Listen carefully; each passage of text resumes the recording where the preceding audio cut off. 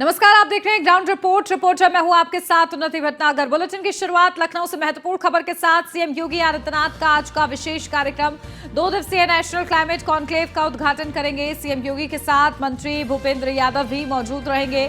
मंत्री डॉक्टर अरुण कुमार सक्सेना भी मौजूद रहेंगे। सुबह 10 बजे इंदिरा गांधी प्रतिष्ठान में ये कार्यक्रम होगा।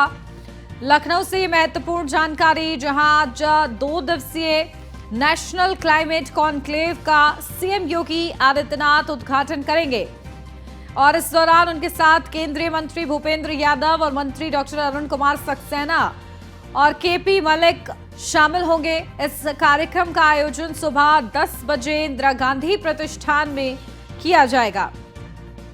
तो विशेष तैयारियां हैं। क्लाइमेट कॉन्क्लेव का उद्घाटन आज सीएम योगी आदित्यनाथ को करना है। 2 दिवसीय ये पूरा कार्यक्रम रहेगा और इसके लिए तैयारियां पूरी हो चुकी हैं। अपडेट लेते हैं, हमारे संवाददाता स्कंदता मिश्रा हमारे साथ जुड़ गए हैं। स्कंदता, क्या कुछ जानकारी सीएम योगी आदित्यनाथ का ये विशेष कार्यक्रम, मंत्री भी उनके साथ मौजूद रहेंगे, क्या कुछ अपडेट? देखिए, सीएम योगी का जो है आज 2 दिवसीय ये है नेशनल क्लाइमेट कॉन्क्लेव है, जिसका उद्घाटन आज सीएम योगी आदित्यनाथ करने वाले हैं। जिसमें आपको बता दें कि सुबह 10 बजे आईजीपी इंदिरा गांधी प्रतिष्ठान पर ये कार्यक्रम होने वाला है। इसके अलावा जितने भी मंत्रिमंडल की जो बैठक है वो भी सीएम योगी करेंगे, जिसमें जितने भी मंत्रिमंडल के जो लोग हैं वो सब वहाँ मौजूद रहेंगे। कैबिनेट मंत्री, राज्य मंत्री, स्वतंत्र प्रभार राज्य मंत्री, प्रदेश अध्यक्ष और संगठन के जितने भी मंत्री हैं सब वहाँ पर मौजूद रहने वाले हैं। इसके अलावा शाम 5 बजे भी एक बैठक होनी है 5 कालिदास मार्ग यानी कि सीएम आवास पर। तो आज ये लगातार बैठक रहने वाली है, आपको बता दें, जिसमें खास करके नगर निकाय चुनाव को लेकर भी अहम चर्चा होगी। और सबसे पहले तो आज ये 2 दिवसीय क्लाइमेट कॉन्क्लेव का उद्घाटन जो है सीएम योगी आदित्यनाथ करेंगे और उसके आईजीपी में, और उसके बाद शाम को जो बैठक है वो भी बहुत ज़्यादा अहम रहने वाली है। नगर निकाय चुनाव को लेकर फाइनल रणनीति जो है वो उसको तैयार करेंगे और पूरा लेखा जोखा आचार संहिता में रहे कि किस तरीके से भारतीय जनता पार्टी ने जो जन समाज के जो काम करे हैं उसको कैसे जनता तक पहुँचाना है, उसको लेकर एक प्लान तैयार करेंगे कि आचार संहिता का उल्लंघन ना हो और भारतीय जनता के पार्टी के सभी प्लान्स जो हैं, सभी जो उनके जो जनहित के काम किए हैं वो जनता तक पहुँचे और उनको पता चल सके। और कहीं ना कहीं उनका टारगेट रहेगा, जितनी पिछली बार सीटें आई थी उससे ज़्यादा इस बार जीतने का लक्ष्य लेकर भारतीय जनता पार्टी आगे रह रही है। तो इसी को लेकर तमाम मंत्रिमंडल की बैठक रहेगी और ये जो आज उद्घाटन है क्लाइमेट कॉन्क्लेव का, उसके बाद में शाम 5 बजे की भी बैठक रहेगी। उसमें भी सभी मंत्रिमंडल इकट्ठे बैठकर और जितने भी पार्टी के पदाधिकारी हैं सब बैठकर फाइनल रणनीति तैयार करेंगे। तो नगर निकाय चुनाव के लिहाज से इस बैठक को काफ़ी ज़्यादा अहम माना जा रहा है। बिल्कुल, और क्लाइमेट कॉन्क्लेव 2 दिन तक इसका आयोजन रहेगा और इसी का उद्घाटन सीएम योगी कर रहे हैं। क्या कुछ इसमें खास रहेगा स्कंदता? देखिए, 2 दिवसीय नेशनल क्लाइमेट कॉन्क्लेव का ये उद्घाटन है जिसमें सीएम योगी आदित्यनाथ शिरकत करेंगे और इसके अलावा भी विभिन्न कार्यक्रम हैं जिसमें सीएम योगी आदित्यनाथ शिरकत करेंगे। और जो क्लाइमेट के बारे में जो विशेष चीज़ें हैं उसके बारे में आज जन संबोधन भी सीएम योगी आदित्यनाथ देते नजर आएंगे कि किस तरीके से जो है एनवायरनमेंट को सेव किया जा सके। और इन सभी चीज़ों को लेकर आज सीएम योगी आदित्यनाथ स्पीच भी देते हुए नजर आएंगे और यही सारे कार्यक्रम आज देखने को मिलेंगे। बिल्कुल ठीक है स्कंदता, बहुत शुक्रिया आपका तमाम महत्वपूर्ण जानकारी के लिए। तो आज ये विशेष कार्यक्रम जहां नेशनल क्लाइमेट कॉन्क्लेव का सीएम योगी आदित्यनाथ उद्घाटन करने वाले हैं।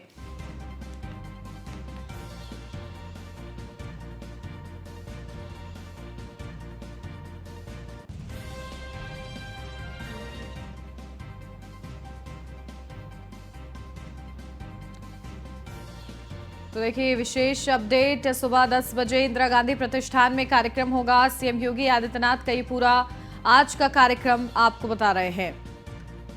तो 2 दिवसीय नेशनल क्लाइमेट कॉन्क्लेव का उद्घाटन सीएम योगी आदित्यनाथ ने बड़ी बैठक बुलाई है। सीएम आवास पर अहम बैठक होगी। शाम 5 बजे वक्त मुकर्रर किया गया है इस बैठक के लिए। बैठक में कई मंत्री शामिल होंगे। निकाय चुनाव को लेकर इस दौरान रणनीति बनाई जाएगी।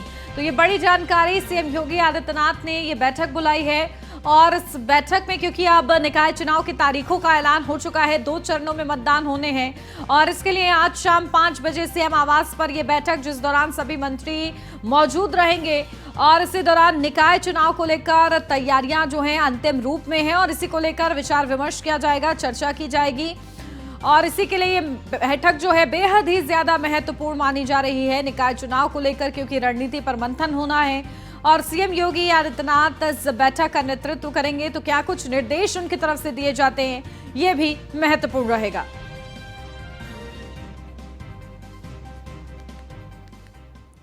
कानपुर से अब खबर निकाय चुनाव को लेकर एक्शन में बीजेपी। कानपुर दौरे पर बीजेपी प्रदेश अध्यक्ष भूपेंद्र चौधरी 11 बजे क्षेत्रीय कार्यालय पहुंचेंगे। भूपेंद्र चौधरी पार्टी पदाधिकारियों के साथ बैठक भी करेंगे, कार्यकर्ताओं को जीत का मंत्र भी सौंपेंगे।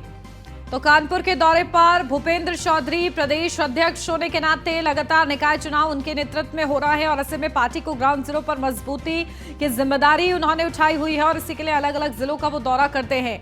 अब क्योंकि तारीखों का भी ऐलान हो चुका है और ऐसे में अंतिम रूप में तैयारियों को परखने के लिए आज भूपेंद्र चौधरी का कानपुर का दौरा है। पदाधिकारियों के साथ वो बैठक भी करेंगे, शांतिपूर्ण तरीके से निकाय चुनाव संपन्न हो, इसको लेकर कार्यकर्ताओं को एक बड़ा मूल मंत्र भी वो सौंप कर आएंगे। जीत पर विश्वास रखें, इसको लेकर आत्मविश्वास बढ़ने का काम भी वो करेंगे। तो महत्वपूर्ण ये दौरा भूपेंद्र चौधरी का 11 बजे क्षेत्रीय कार्यालय पहुंचेंगे और इसी के साथ पार्टी पदाधिकारियों के साथ वो बैठक भी करेंगे। देर शाम नगर निकाय चुनाव की अधिसूचना जारी होते ही सभी जिलों में प्रशासन हरकत में आ गया। चुनाव की अधिसूचना के साथ ही जिले में आदर्श चुनाव आचार संहिता लागू हो गई, जिसके तहत सभी जिलों में जिला प्रशासन ने सार्वजनिक जगहों पर लगे राजनीतिक बैनर, होर्डिंग और पोस्टर हटाना शुरू कर दिया। दरअसल देर शाम चुनाव आयोग ने उत्तर प्रदेश के नगर निकाय चुनाव की अधिसूचना जारी कर दी। उत्तर प्रदेश में 2 चरणों में नगर निकाय चुनाव होने हैं। आदर्श चुनाव आचार संहिता के अनुपालन को लेकर प्रशासनिक और पुलिस अधिकारी मुस्तैद दिखाई पड़े। प्रशासनिक अफसर और पुलिस विभाग शहर में लगे सियासी पार्टियां और नेताओं के बैनर, होर्डिंग उतारवाते दिखे। फिलहाल आचार संहिता को लेकर प्रशासन पूरी तरह से अलर्ट मोड में नजर आया है। 8 जगह से तस्वीरें अमेठी, अमरोहा, बागपत, बिजनौर, बलिया, लखनऊ, महाराजगंज, मेरठ से, जहां प्रशासनिक अमला पूरी तरीके से तत्पर नजर आया और जो पार्टियों के बैनर हैं, होर्डिंग्स हैं, क्योंकि आचार संहिता लागू हो गई, इसी के चलते इन पोस्टर्स और होर्डिंग्स को हटाया गया है।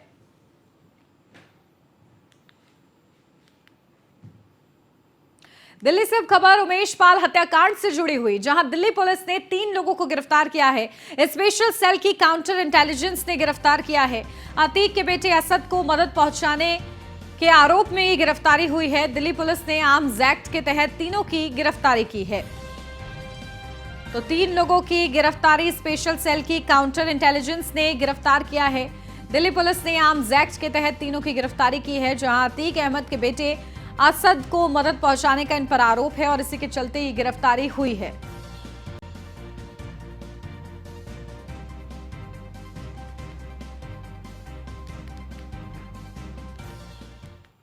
कुशीनगर से अब खबर पुलिस और पशु तस्करों के बीच मुठभेड़ हुई, जहां तमकुहीराज पुलिस और स्वाट टीम ने संयुक्त कार्रवाई की।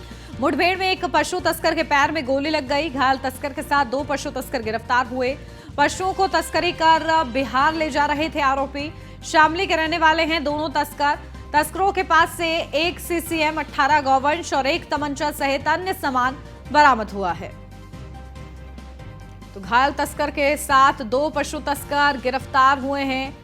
पशुओं को तस्करी कर बिहार ले जा रहे थे आरोपी। अपडेट लेते हैं, हमारे संवाददाता डीके यादव हमारे साथ जुड़ गए हैं। डीके, क्या कुछ जानकारी? देखिए, पुलिस को बड़ी सफलता हाथ लगी है, तस्कर गिरफ्तार हुए हैं, क्या कुछ और जानकारी? जी देखिए, एक तरह से कहा जाए तो कुशीनगर जनपद में लगातार जिस तरह से पुलिस कार्रवाई कर रही है, तो कहीं ना कहीं जो तस्कर है, पशु तस्कर हुए, चाहे अन्य जो बदमाश हुए, उनके अंदर दहशत का माहौल है। इसी क्रम में जो है कि आज सुबह पुलिस पुलिस और जिले के जो स्वाट टीम के प्रभारी थे सुशील शुक्ला के नेतृत्व में छापेमारी की गई। इस दौरान जो है कि पश्चिमी उत्तर प्रदेश से ये जो तस्कर थे, ये मूल रूप से शामली जिले के निवासी है और बिहार जो है कि 18 पशुओं को लेके जा रहे थे कंटेनर में भर के, एकदम खचाखच जो है कि पशुओं से भरा हुआ था। तो कहीं ना कहीं ये जो है कि वध के लिए लेके जा रहे थे और इनका आज भी जो है कि पुलिस के प्रति डर नहीं था, जिसकी वजह से लगातार, हालांकि पुलिस इसको लेकर कार्रवाई भी कर रही है। पुलिस अधीक्षक के निर्देश के क्रम में, लेकिन इसके बाद भी ये लेके जा रहे थे और पुलिस इस क्रम में आज इनको सुबह जो है कि घेराबंदी की, जैसे उनको सूचना मिली और घेराबंदी करके इनको एक जगह जो है कि नहर के पुल के पास इनको जो घेराबंदी करके और रोकने का प्रयास किया। इसी दौरान एक जो पशु तस्कर था उसने फायर कर दिया।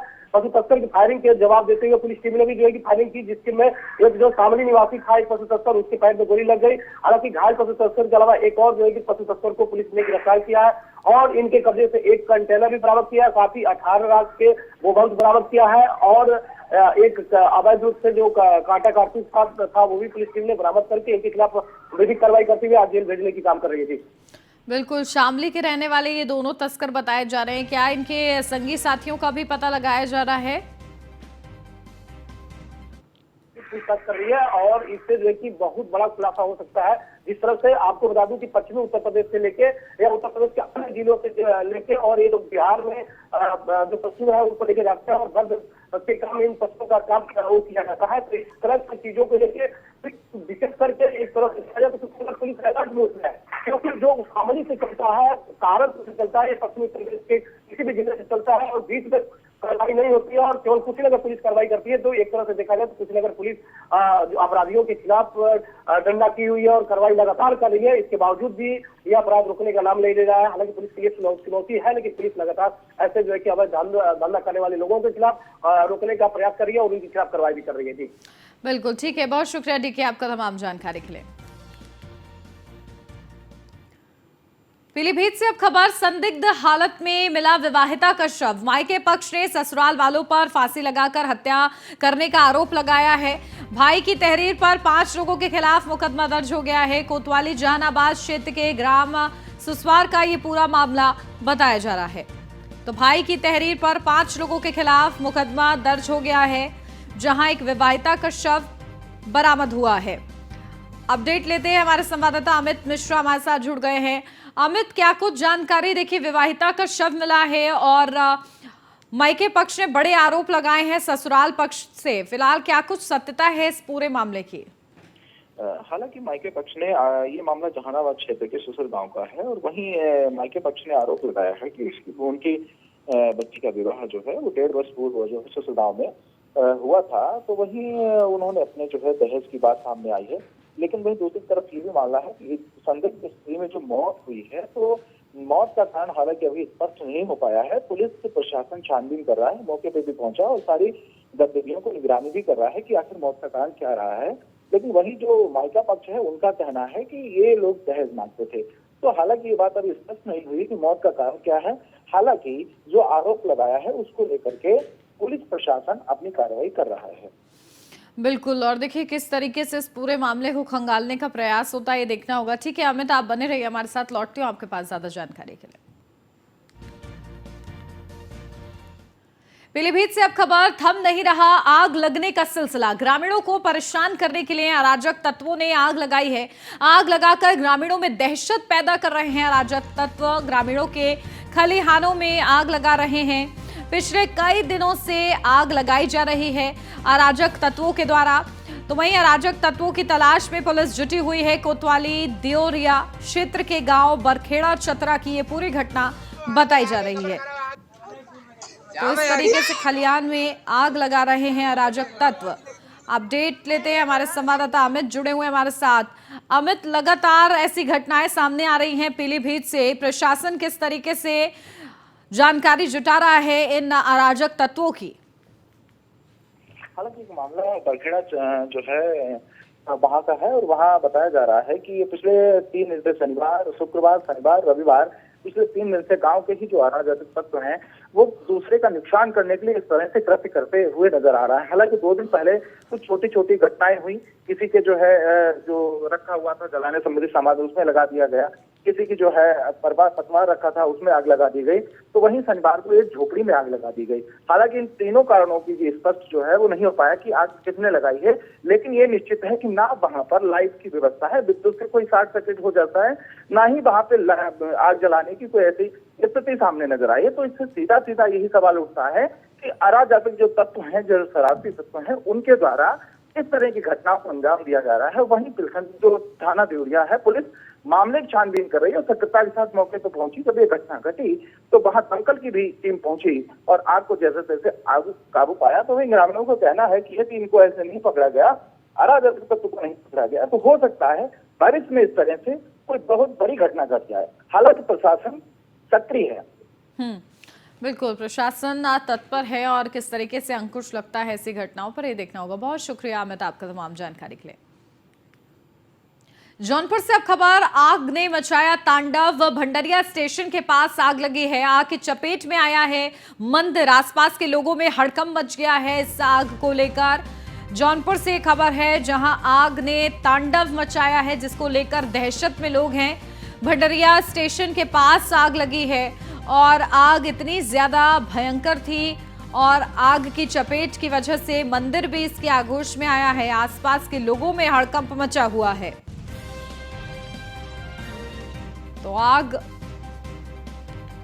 का तांडव जौनपुर से सामने आया, जहां भंडरिया स्टेशन के पास आग लगी और आग की चपेट में मंदिर भी आ गया। आसपास के लोगों में हड़कंप मचा, जहां आसपास के लोग आग बुझाने का प्रयास करते रहे लगातार।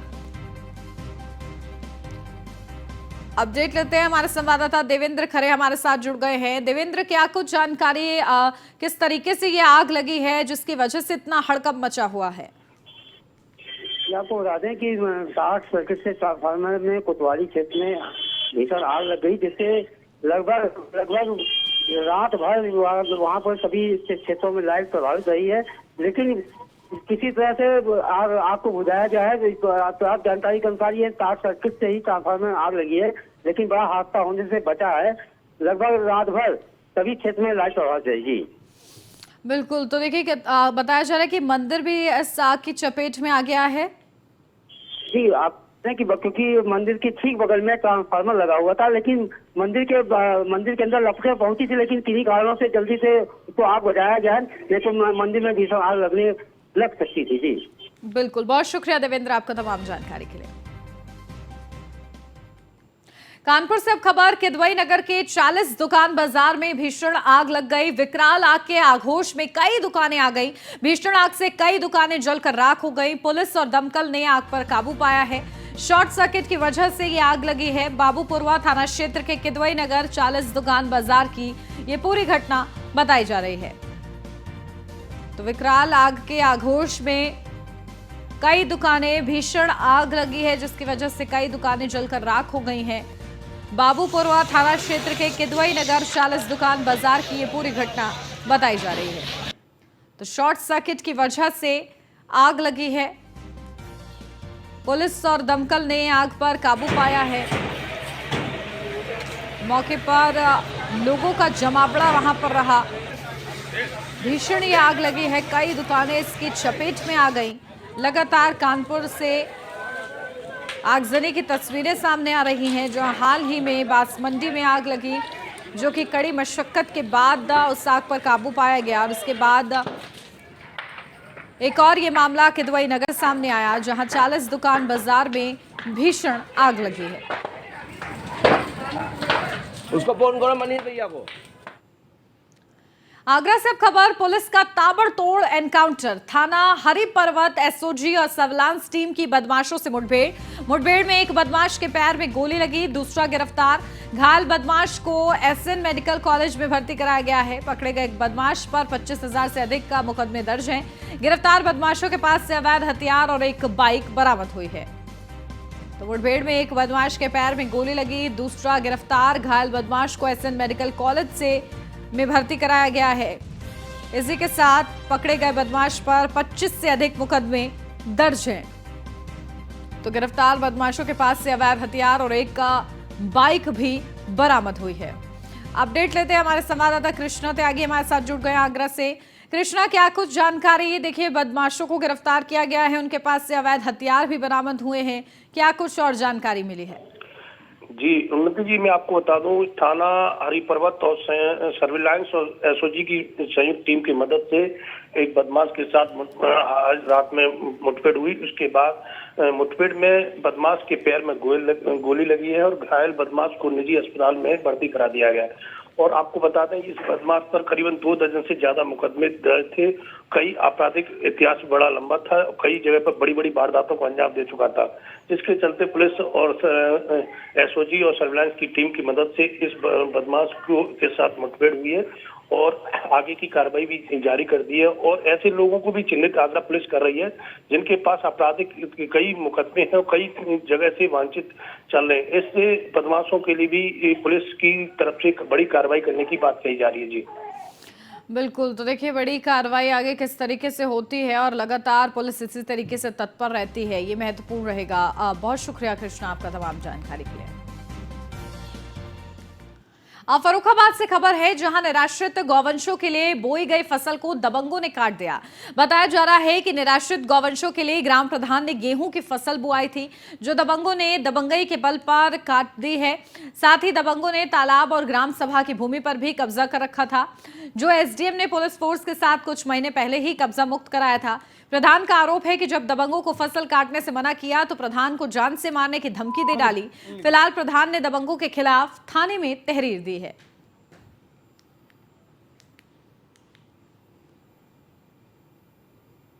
फर्रुखाबाद से अगली खबर, जहां दबंगों ने कोटेदार के पुत्र पर लाठी डंडों से हमला कर दिया। बता दें कि कोटेदार का पुत्र कोठे का राशन आने की सूचना पर धर्म कांटे पर भजन कराने जा रहा था, तो वहीं पहले से ही घात लगाए बैठे दबंगों ने बाइक रोककर साथियों के साथ लाठी डंडों से मारपीट की। साथ ही दबंग जान से मारने की धमकी देकर फरार हो गए, तो वहीं घायल अवस्था में युवक को सीएचसी में भर्ती कराया गया। पूरा मामला थाना नवाबगंज क्षेत्र के नया गनीपुर का बताया जा रहा है।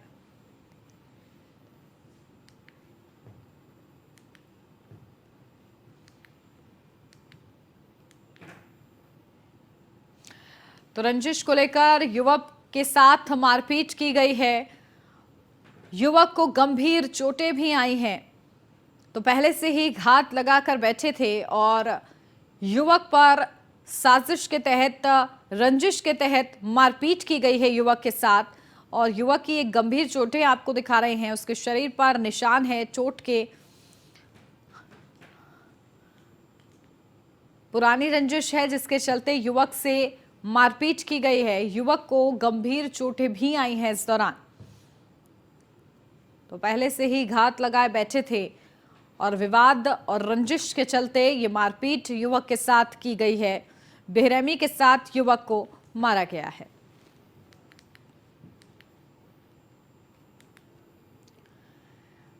दिल्ली से अब खबर, पत्नी भानवी को तलाक देंगे राजा भैया। राजा भैया ने पत्नी से तलाक की अर्जी दी है। दिल्ली साकेत कोर्ट में तलाक की अर्जी दायर तलाक परिवाद पर आज सुनवाई होगी। साकेत के पारिवारिक न्यायालय में सुनवाई होगी। जनसत्ता दल प्रमुख और कुंडा विधायक है राजा भैया।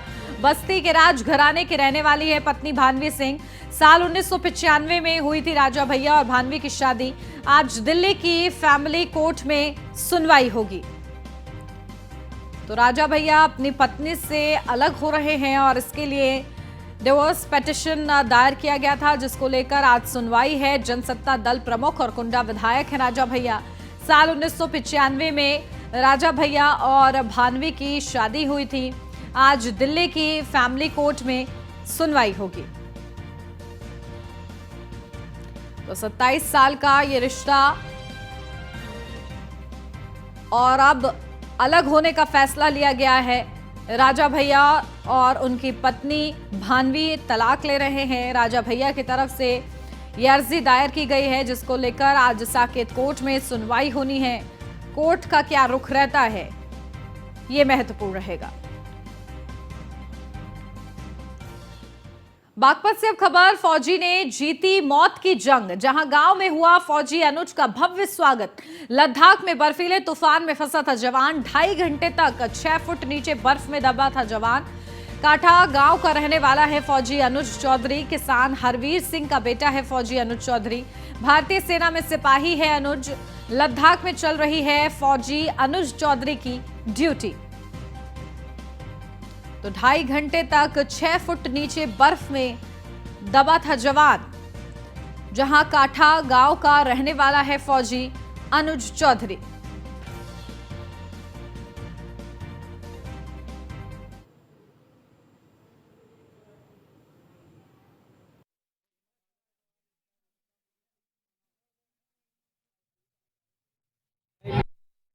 फील हो रहा था उनको। ये था कि पता नहीं मैं कहाँ हूँ, मैं क्यों, लेकिन बस मैंने कि यार लास्ट तक क्या हिम्मत नहीं आई। अगर हिम्मत हार जाता तो आज शायद हो सकता आपको ना हो। बस यही कहना चाहूँगा कि लाइफ में क्या है, कभी हिम्मत नहीं हारनी। बस फील हो रहा था उनको। बर्फ में दब गया था आयो और बस कई दिन पीछे पता लगा था 6 तारीख में। और उस दिन तो बात भी नहीं हो पाई थी। अब बेटा गांव में आया, खुशी है? हाँ खुशी है जी। बर्फ में दब गया था आयो और बस कई दिन पीछे पता लगा था 6 तारीख में। और उस दिन तो बात भी नहीं हो पाई थी। अब बेटा गांव में आया, खुशी है? हाँ खुशी है जी। कानपुर से अब खबर के दुबई नगर के 40 दुकान बाजार में भीषण आग लगी। विकराल आग के आगोश में कई दुकानें, भीषण आग से कई दुकानें जलकर राख हो गईं। पुलिस और दमकल ने आग पर काबू पाया है। शॉर्ट सर्किट की वजह से ये आग लगी है। बाबूपुरवा थाना क्षेत्र के किदवई नगर 40 दुकान बाजार की ये पूरी घटना है। तो भीषण आग लगी है कानपुर में, जहां 40 दुकान बाजार की ये पूरी घटना है। पुलिस और दमकल की गाड़ी मौके पर मौजूद रही। आग को बुझाने का प्रयास किया गया। बताया जा रहा है कि शॉर्ट सर्किट की वजह से ये भीषण आग लगी थी। और इसी के साथ इस बुलेटिन में बस इतना ही। खबरों का सिलसिला आगे भी जारी है। आप बने रहिए न्यूज़ 1 इंडिया के साथ।